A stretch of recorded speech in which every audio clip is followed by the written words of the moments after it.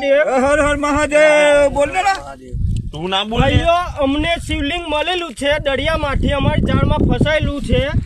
હમણાં 10 લોકો અમે ઊંચા ખેતર ઉંચકાતું નથી, પણ આ વસ્તુ પાણીમાં તળે છે પથ્થરનું શિવલિંગ, પથ્થરનું છે પણ પાણીમાં તળે છે. પણ બળ કાઢ્યા પછી અમારથી ઊંચકાતું નથી.